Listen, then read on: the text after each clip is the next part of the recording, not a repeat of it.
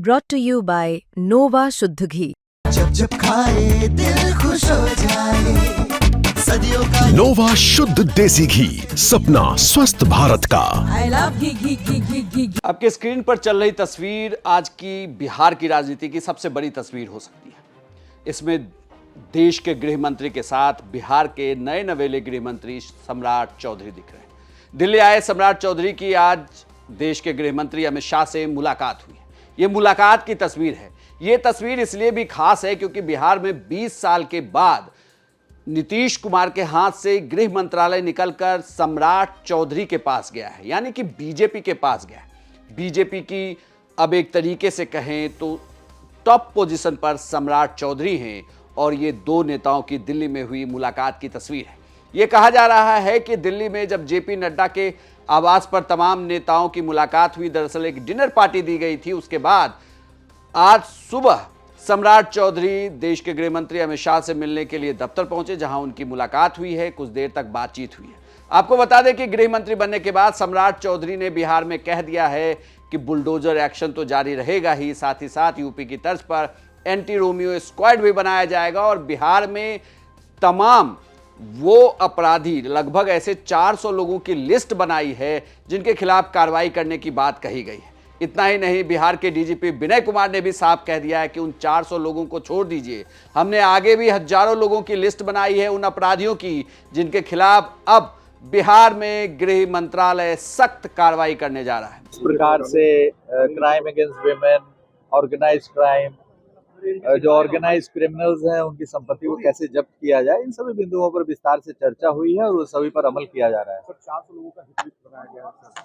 Hit list नहीं है, 400 लोगों की संपत्ति जब्त करने के लिए न्यायालय में प्रस्ताव समर्पित है। न्यायालय उस पर विचार कर रही है और 1200-1300 और लोगों को चिन्हित किया गया, उनके कागजात तैयार हो रहे हैं जो अपराध से संपत्ति अर्जित किए हैं। उनमें 400 का प्रस्ताव हम लोगों ने तैयार करके न्यायालय में भेज चुके हैं और बाकी 1200-1300 पे कार्रवाई हो रही है। इसमें liquor mafia, sand mafia, contract killers, इस प्रकार के बहुत सारे अपराधी हैं। गृह मंत्री ने एक खास एंटी रोमियो स्क्वाड का गठन की बात कही है सर, जो लड़कियों की सुरक्षा पर। हाँ, उसके लिए जितने इम्पोर्टेंट स्कूल्स हैं, कॉलेजेस हैं, वहाँ पर हम लोग करीब 2000 स्कूटी खरीदने जा रहे हैं। इसी वर्ष खरीदा जाएगा और उस पर हमारी जो महिला पुलिस पदाधिकारी, महिला पुलिसकर्मी है, वो स्कूल जाने के समय और स्कूल में छुट्टी होने के समय वहाँ पर गश्ती करेंगी और किसी भी प्रकार के अवांछित हरकतों में शामिल जो व्यक्ति होंगे उन पर कड़ी कार्रवाई करेगी, कानूनी कार्रवाई करेगी, निरोधात्मक कार्रवाई करेगी। आपको बता दें कि सम्राट चौधरी भी जब उन्होंने गृह मंत्रालय का पदभार ग्रहण किया था उसके ठीक बाद उन्होंने एक प्रेस कॉन्फ्रेंस की थी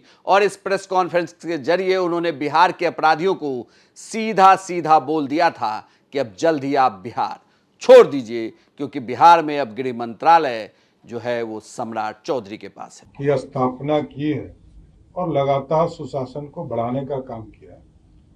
उस कार्य को और आगे बढ़ाने के लिए कई चीजों का निर्देश हम लोगों ने दिया है, चाहे वो लॉ एंड ऑर्डर को और बेहतरीन करने की व्यवस्था करनी हो, जो अपराधी हैं चाहे वो किसी भी स्तर के माफिया हो, जमीन माफिया हो, बालू माफिया हो या शराब माफिया, इसको चिन्हित करने का काम किया जाएगा, उनके खिलाफ कार्रवाई की जाएगी। साथ ही साथ जो हमारे यहाँ जितने स्कूल कॉलेजेस हैं, पिंक पेट्रोलिंग के तर्ज पर सभी जगह कोई रोमियो घूम नहीं सके, कोई हमारी बहनों को छेड़ ना सके, बच्चियों को नहीं छेड़ सके, इसके लिए विशेष फोर्स लगाने का काम किया जाएगा। और सभी के छुट्टी पर, जब स्कूल कॉलेज में छुट्टी होगी तो विशेष तौर पर अभियान चलाकर वहां पर पुलिस फोर्स पर्याप्त उपलब्ध कराए जाएंगे और कोई छेड़खानी नहीं हो सके, इसकी चिंता की जाएगी। और कई चीजें हैं जो प्राथमिकता है बिहार पुलिस की, सुशासन, अपराधी के खिलाफ कार्रवाई करना, स्पीडी ट्रायल चलाना, ये सारे अभियान पुलिस के द्वारा किया जाएगा। साथ ही साथ जेल को पूरी तरह निगरानी में रखा जाएगा।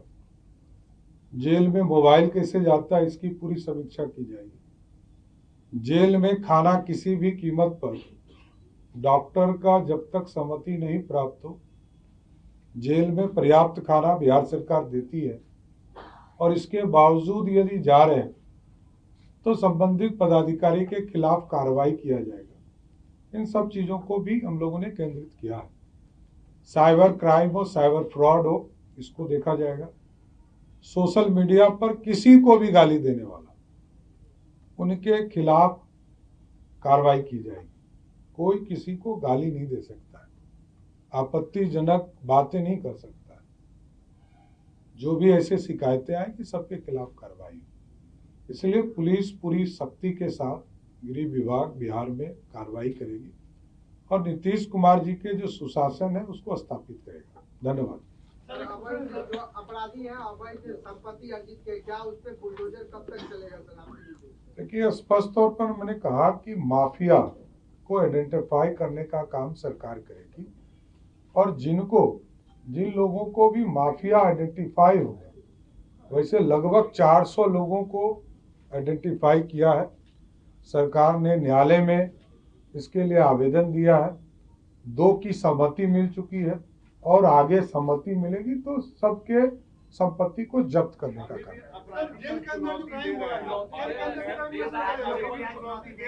देखिए, मैं बार बार कहता हूं कि ऑर्गेनाइज क्राइम नहीं होने दूंगा।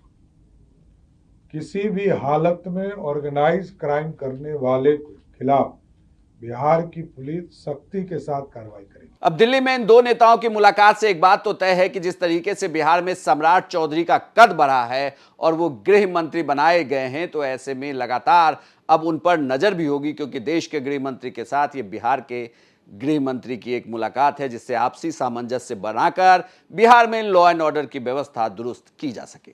आपको यह जानकारी कैसी लगी हमें कमेंट बॉक्स में लिखकर बताएं और बिहार की तमाम खबरों के लिए आप देखते रहिए सिर्फ बिहार तक।